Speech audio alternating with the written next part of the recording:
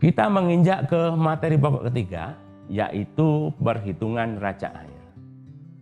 Neraca air atau water balance merupakan neraca masukan dan keluaran air di suatu tempat pada periode tertentu, sehingga dapat untuk mengetahui jumlah air tersebut, kelebihan atau surplus, ataupun kekurangan ataupun defisit.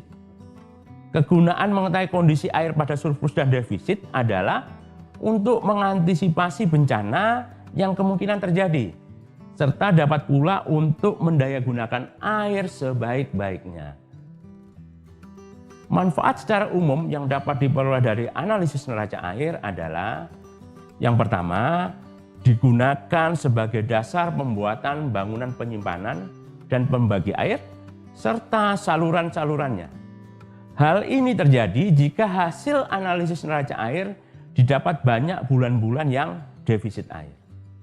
Yang kedua, sebagai dasar pembuatan saluran drainase dan teknik pengendalian banjir. Hal ini terjadi jika hasil analisis neraca air didapat banyak bulan-bulan yang surplus air. Yang ketiga, sebagai dasar pemanfaatan air alam untuk berbagai keperluan pertanian seperti tanaman pangan hortikultura, untuk perkebunan, untuk kehutanan, hingga untuk kebutuhan perikanan.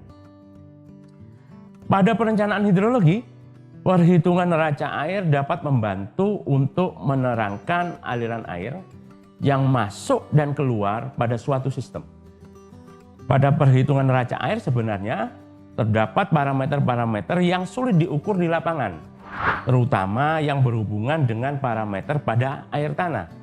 Tetapi dalam perumusannya sering dilakukan penyederhanaan sesuai dengan kondisi lapangan setempat. Alokasi air merupakan rangkaian tindakan yang diperlukan untuk mengatur jatah kuota air yang sesuai dengan jenis penggunaan air tersebut, dan merupakan upaya agar senantiasa dapat memenuhi jumlah dan mutu air yang sesuai dengan hak yang dijamin oleh negara.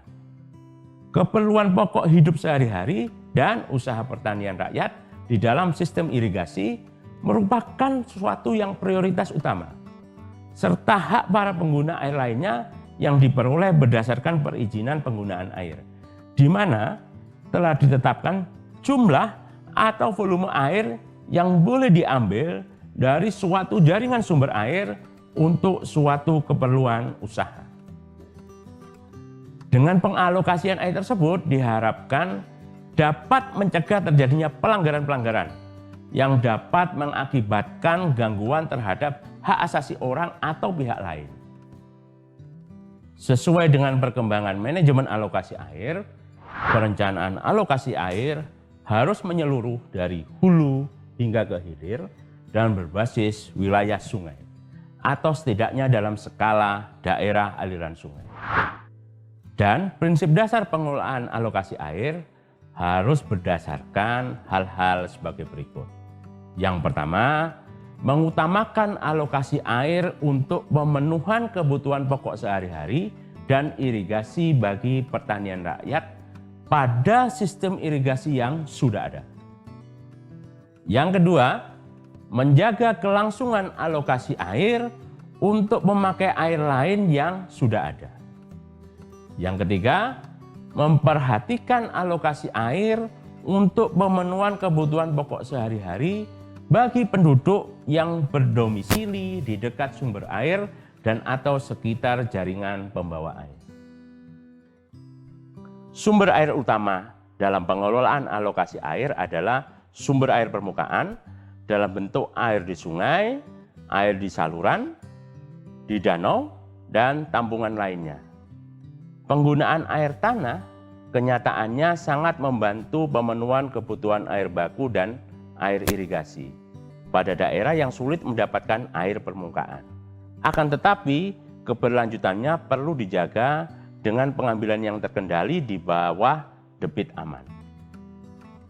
Data yang langsung berperan dalam alokasi air adalah data debit aliran sungai. Kenyataannya, data debit aliran sungai tidak selalu dalam kondisi yang baik. ada kemungkinan kerusakan alat atau kesalahan pencatatan yang membuat data menjadi tidak benar. Pemeriksaan kebenaran data hidrologi tersebut dapat dilakukan secara lengkap dengan cara menguji konsistensi dan homogenitas data. Debit ketersediaan dalam menganalisis kebutuhan air baku dilakukan dengan menggunakan pendekatan perhitungan debit andalan dalam suatu catchment area di suatu daerah aliran sungai. Debit andalan dapat diartikan debit yang tersedia sepanjang tahun dengan besarnya resiko kegagalan tertentu. Menurut pengamatan dan pengalaman, besarnya debit andalan untuk berbagai keperluan adalah, misalkan untuk air minum sebesar 99% atau seringkali mendekati 100%. Untuk industri sebesar 95 sampai dengan 98%. Untuk irigasi sebesar 70 sampai dengan 85%. Untuk PLTA sebesar 85 sampai dengan 90%. Ada 4 metode untuk analisis debit andalan. Dengan masing-masing metode mempunyai karakteristik sendiri sesuai dengan kebutuhan. Metode tersebut antara lain, yang pertama, metode debit rata-rata minimum. Yang kedua, metode flow karakteristik. Yang ketiga, metode tahun dasar perencanaan. Yang keempat, metode bulan dasar perencanaan. Keterangan lebih lengkap mengenai masing-masing metode tersebut dapat dilihat secara lengkap di dalam modul. Perhitungan kebutuhan air pada perencanaan air baku dianalisis berdasarkan kebutuhan antara lain. Yang pertama, kebutuhan air domestik dan non-domestik.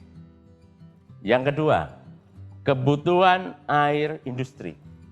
Yang ketiga, kebutuhan air irigasi.